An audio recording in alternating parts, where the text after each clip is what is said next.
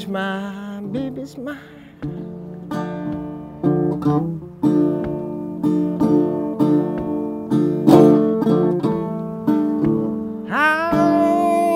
Nothing but the devil gonna change my baby's mind.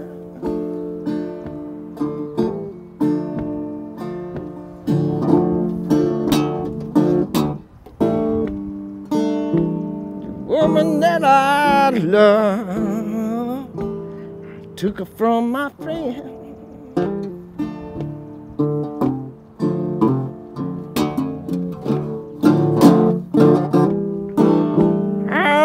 He got lucky, stole her back again.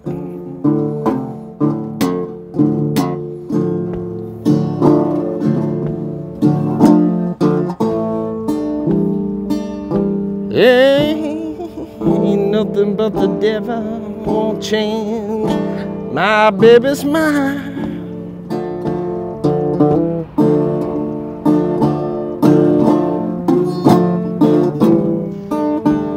Nothing but the devil gonna change my baby's mind.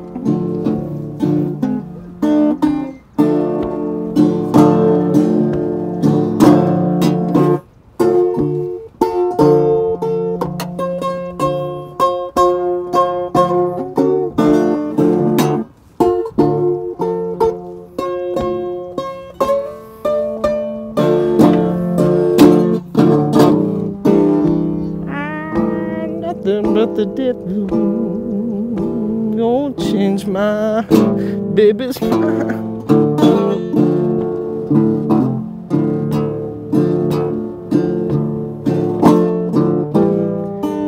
I laid down last night trying to get my rest.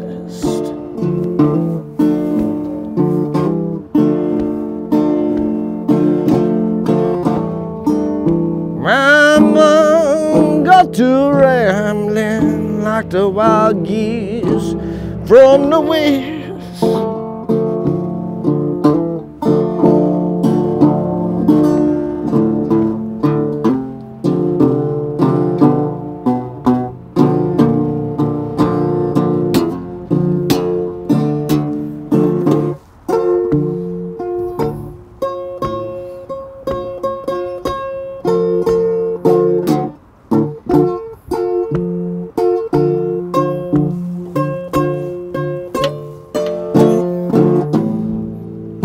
Nothing but the devil gonna change my baby's mind. My discovery of ain't nothing but the devil. Recognizing that I wanted to do this and nothing else came through some real serious heartbreak, you know, came through some real need to connect with something deeper within my own beingness, because I was hollering to the heavens, you know, and to the hells also that I was experiencing. I remember sitting down with my guitar in this tiny room in the house where I was living, and the sun coming in through the window there, and just over my current circumstances was kind of torn, felt like I was being pulled apart just all at the same time. Every part of me was just, and it was, in that I was so scattered. I didn't know shit from Shinola and really had no means of channeling all that. To me, great art, when I've experienced what I feel succeeding in, is there's no hesitation. There's no it comes through almost on its own. I feel like the best songs I've ever written, or the best visual pieces I feel good about, are have a life of their own in a way. It's similar to how I felt in both of my children being born. Is, hey, look out, guide them, but get out of the way. Where I was born in the amber waves.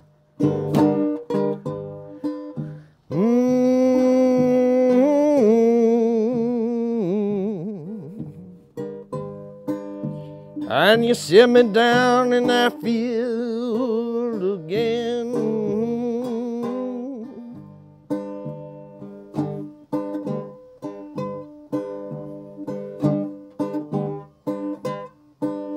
Oh, you give me head and heart.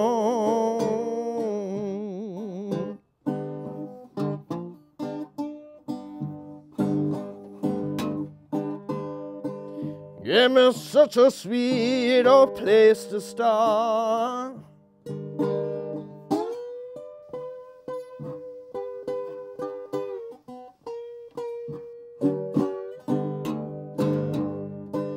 So hand me that shovel there.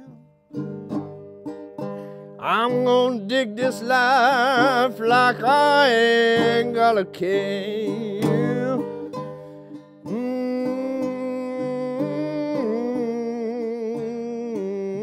You got a grave. And we go.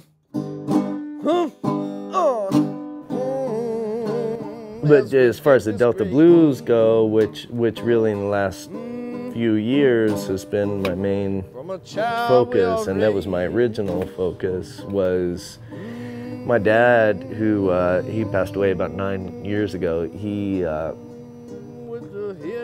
gave me a Robert Johnson, a couple of Robert Johnson tapes, and I was gone from there.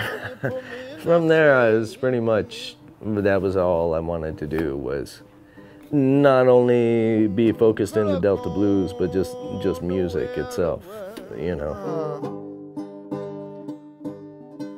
Well, you pull me up the ham and I shovel day.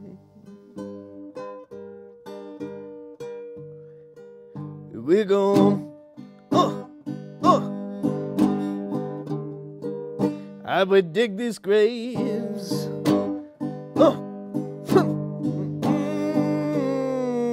From a child well raised.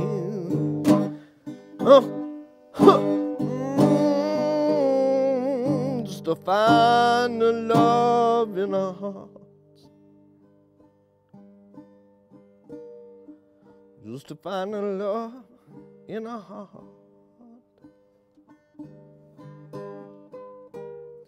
Find the love right in our heart.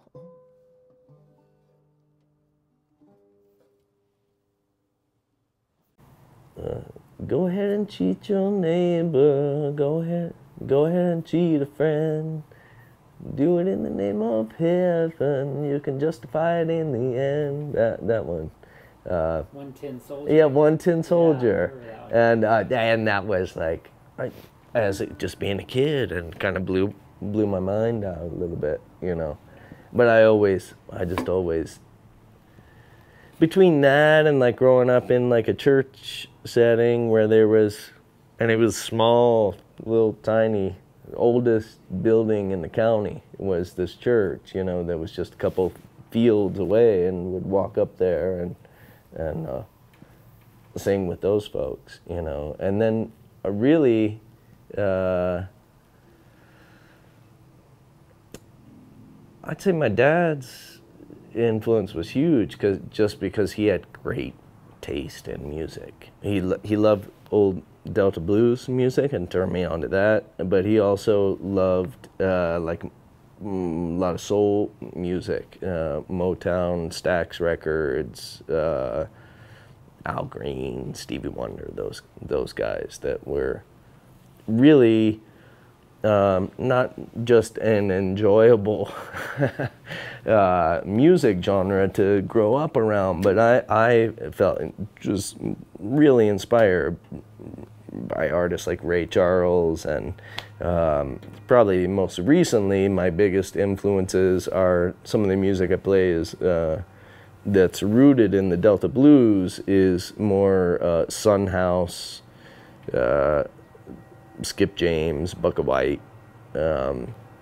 Robert Johnson. I do a couple of his tunes, and really the blues itself comes from Africa. You know, you can hear the roots of those musical traditions, and those that's an open tuning. That's open G tuning that I'm playing in, and a lot of the rhythms, and you know, it can be traced back to just field hollers, and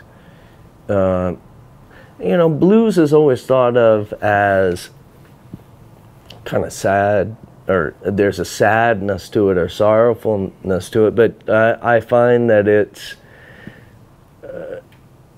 it's a music of deliverance or transcendence. To you're in one state of consciousness, but you want to get out of that state of consciousness, you know. So then it becomes a practice of liberating one's own soul nature.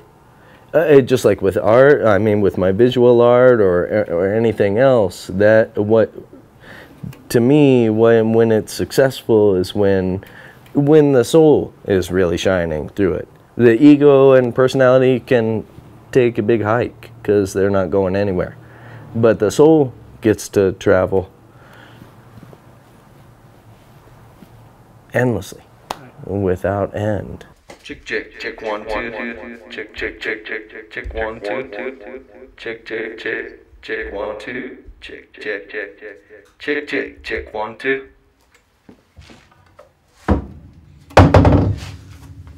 In approaching the Delta blues, which is black tradition or African American tradition of music,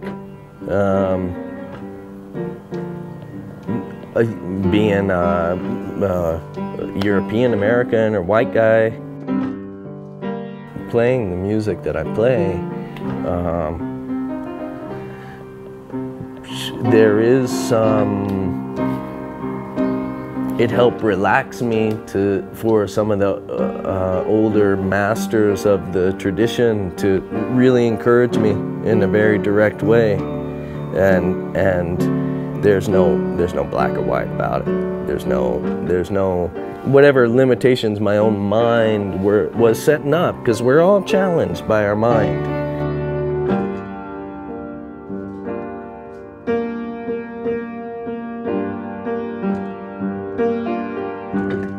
Now you see my face, I know you know my name.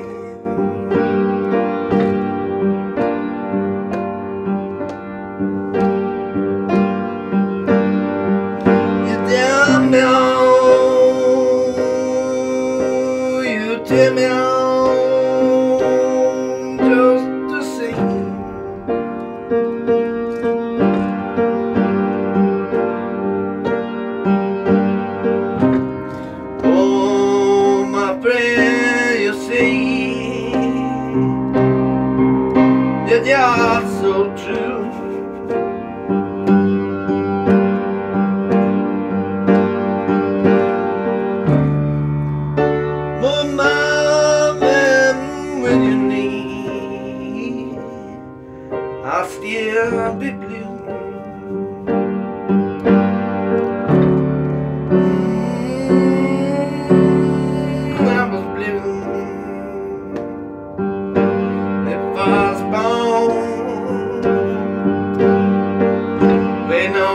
other side.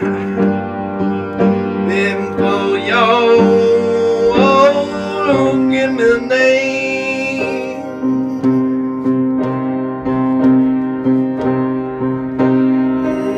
play through.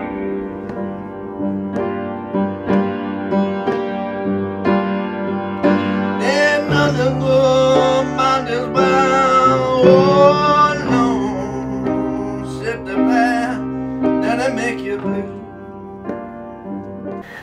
Traditionally, we call it the devil. Comes in, we're at a crossroads, you know, each of us daily could be at our own crossroads. Hey, you keep doing what you're doing. You have a right to claim and make hay while the sun shines. If this is your hay, fill that whole barn, you know.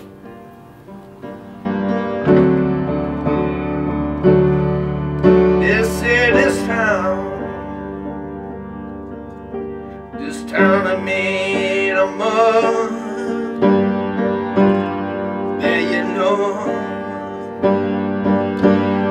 down there's a one.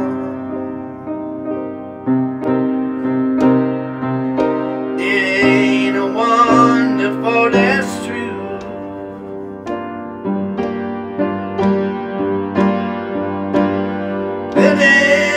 Nothing good about this world. It's a beauty to marvel how it makes you blue.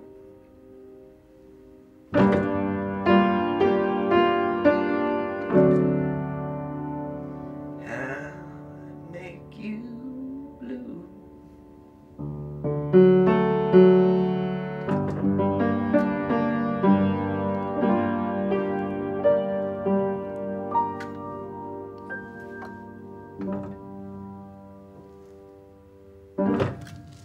Well, really, this is these are Jerry Lee Ho speakers. There was a place over in the barrio that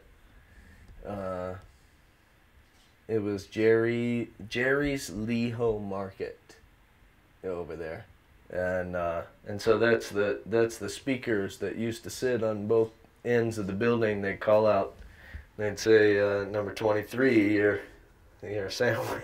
Your sandwich is ready, you know. But they were refurbishing that building. It's office buildings now, I think. But these speakers were just, one of them, I went by there one day and one was just sitting on a pile of rubble. And I approached the guys. I said, "Hey, if you're gonna throw that out, do you mind if I take it?" And they said, "Yeah, sure." And and then a couple days later, I stopped by, and there was the other one just sitting there, and same guys. And I said, "Hey, I'd like to make it a pair, you know." And now it's got, so now it's everybody's favorite vocal device, because I'll throw delay. That's for the Irish session. But it's pretty good sound. Oh, I was trying to turn off the effects there, and just in and of itself, it's got like a real nice. You just can't get that, you know, that low megahertz, kind of telephony kind of sound, you know. But everybody that comes in to record, it's kind of a lot of folks' favorite vocal setup is to sing over the Jerry's Lee Ho Market speakers, you know. That's awesome. Yeah. It does has a good sound. Check 1 2. And the hallway here is kind of where these were just kind of some initial studies that now I've gone in, like this is all, as far as like this is a found board, and that's all coffee. This is all just coffee, that darker color there, and then that's just crayon kind of thing. But that was another one. Shoe polish, coffee. I just started working in the most like this one's one of my favorites really. But that's all coffee there on a found board. And then some of these incorporate both. That's got a little shoe polish and coffee in it. And just as a way to not only keep it simple, but just experiment with different mediums. I've never been I think if I didn't know so much about art, I would definitely be categorized as what they call an outsider or a naive artist, because I do my art for me, really, and not in a selfish way, but it seems like the most selfless aspects of anything that I do come through when I can just get out of the way. But it turns out to be for me as well, And then maybe that's why, whether music or visual artistic endeavors, sincerity is something that just comes through and rings true to me. That's the things I resonate with the most as far as fellow artists go. I tend to gravitate toward people who just are sincerely moved to be doing what they're doing, and it's out of that sincerity or just that appreciation for. It's kind of a reflection of love, in a way. It's an echo of that kind of inherent love. To me, in regard to anyone struggling with their own ability to even get out of bed and go about their day and live a day, hey, I can relate to that wholeheartedly.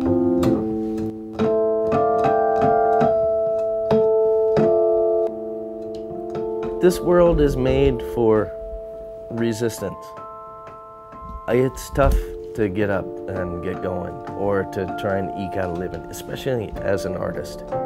And especially if you feel driven just to create, and that's all you want to do, and yet you have to kind of play a game of the business realm, the corporate realm sometimes, the social realm,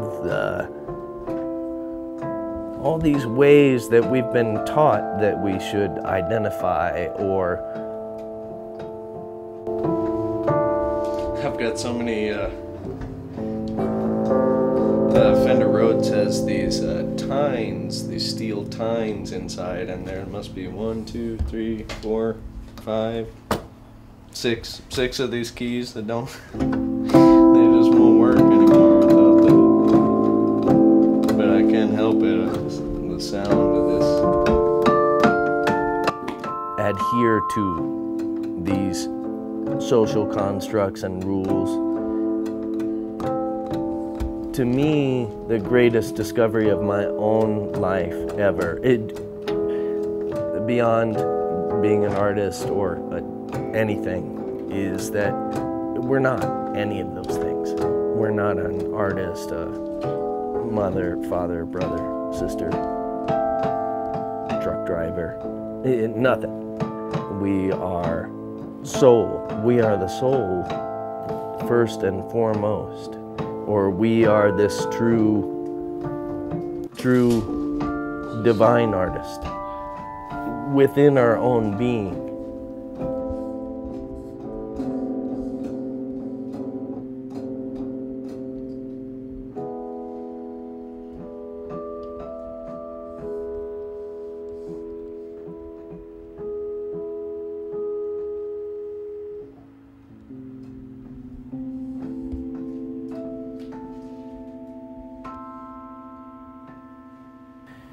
You don't need another degree. You don't need to be published in an art magazine.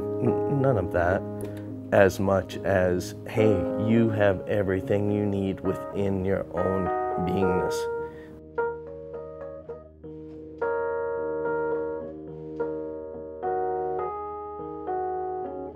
Go there first. Most people want to go out in the world. We want to check in and with our peers to make sure that's what we're doing, or compare and contrast ourselves. And the truth is that, hey, each of us is very individually a true